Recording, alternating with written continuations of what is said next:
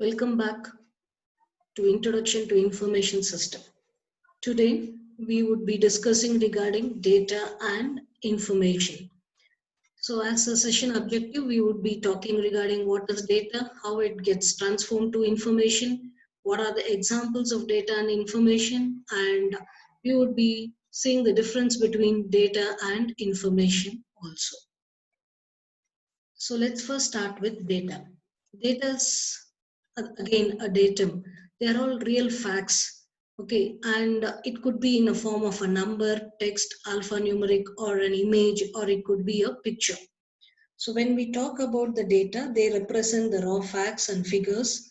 They are literally unstructured or unprocessed.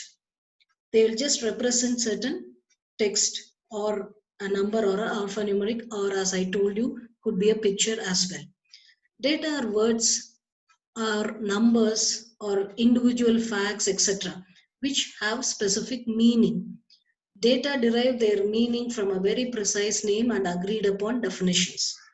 On the other hand, when you talk about information, they will convey what is required for an organization. It could be in a form of a pattern, or they will be having a relationship or association among all the data so that it reaches the organization in a proper structured way for facilitating decision making.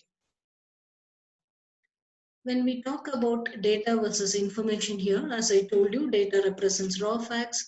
They may not have a context associated with it. They could be numbers, text, or an image, etc. Again, when you talk about an information, data with context, it's a processed data, it is structured, it is summarized, it is organized, it is analyzed, and altogether a value added to data is information. In simple terms, when we apply certain logic to data, it gets transformed to information. So let's quickly see what are the major differences between data and information. This is also a very important question from the examination point of view. So when we talk about data, they represent raw facts and they are unorganized. They are considered to be in the lower level of the hierarchy of knowledge. Data alone may not be significant for an organization. Data are derived by means of certain observation, survey, or through mails or through recording that has been done in order to serve as a basic input for any of the system. Data is used as an input for the information system, and data doesn't depend on information. Basically, it's collected afresh from any situation or from any background. Data is not specific in nature. On the other hand, when we talk about information, when we apply a logic, data gets processed, organized, and structured. So information stands in the second level in the hierarchy of knowledge. Information is significant by itself and it could help the organization for further processing. Analysis is done to obtain information, and information is output of any processed data. And information purely depends on data, and information is highly specific for the purpose for which it is going to serve. Let's see some of the examples of data and information. So you have here data as 51007, which is numeric data. It could be interpreted or applied to certain logic so that it gets transformed to information. So when I say 51007, it could be the date of your final examination, or when I say $51,007 or something like that, it could be a representation of somebody's salary, or even it could be the representation of a zip code or anything. So when I say data, they represents only the raw fact. When it becomes an information, certain logic is applied to it and it could be perceived for any further processing. So when we talk about the data comes to an organization from a very heterogeneous sources, and when we apply certain process or logic to it, it gets transformed to information. Hope you are clear with the difference between data and information. Similarly, let me quote one more example. When I say John 12, 20,000. So these are all data. John is a character data, 12 is a numeric data, again 20,000 is a numeric data. What it means, it can be perceived in any way. Okay, when I say, when we talk about John, it's a name of the employee, 12 is his employee ID, and his salary is 20,000. You get certain information out of it. It becomes little more specific, organized, and structured. So this is the difference between data and information. Hope the examples are clear for you. Now let's move on to the characteristics of information. When we talk about an information in an organizational scenario, it is expected to be highly relevant to the context in which it is discussed. Basically, it has to be highly relevant.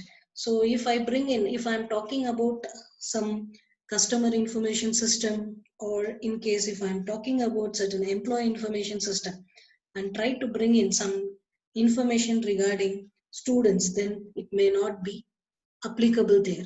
So whenever we talk about the characteristics of information, we keep relevancy in top of the hierarchy, so that the information that's available in the organization with respect to a specific system is highly relevant to that system.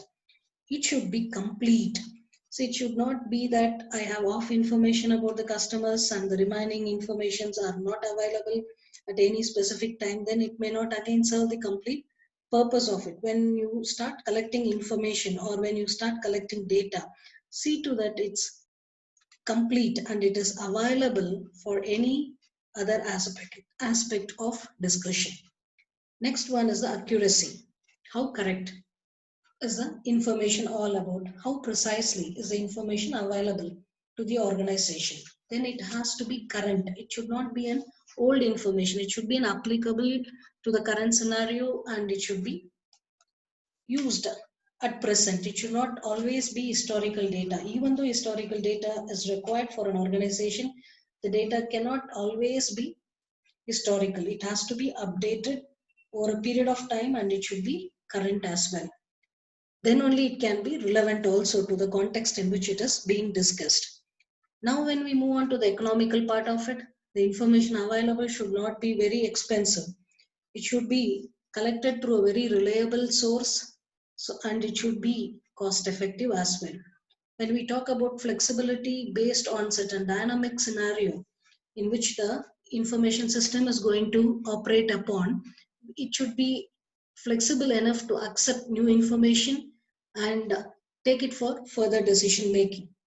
And then comes the reliability, from where the information is coming from, and it should be available on the time on which it is required. So basically, availability of right information to the right people at the right time is even a great challenge today. So basically, how reliable and how timely it's available, and it should be in a simple format so that everybody could use it for the purpose for which it has been collected. So these are the various aspects that forms the characteristics of information. To repeat, the relevance of the information, the completeness, the accuracy, the information should be up to date, and it should be flexible, reliable, timely, as well as it should be available in simple form so that people could use it whenever there is a requirement. So again, where all and when all these information would be useful? They are used right from the beginning, from the scratch, where the planning of certain business proposals are being done, and then how they are getting elevated in forms of certain design or storage or various aspects. They are also used in the recordings for the futuristic purpose. They are used in the controlling, that means the process control, decision making, then in performance measurement, and they are also helpful in the growth and development of an organization. Basically, they take into account the information that are required for regulatory aspects as well, and then basically to minimize the litigation risk. And overall, when we talk about the information, they are very much required for the efficiency and productivity of the organization. So you cannot pinpoint and say information is only for this purpose. Right from the scratch, from the planning till the execution, implementation, maintenance, and so on and so forth, information is a very, very vital resource for the success of a business. Hope the purpose and the uses of information is clear to you all. So with this, let's conclude this particular session and catch you up for the upcoming session on information systems. Thank you.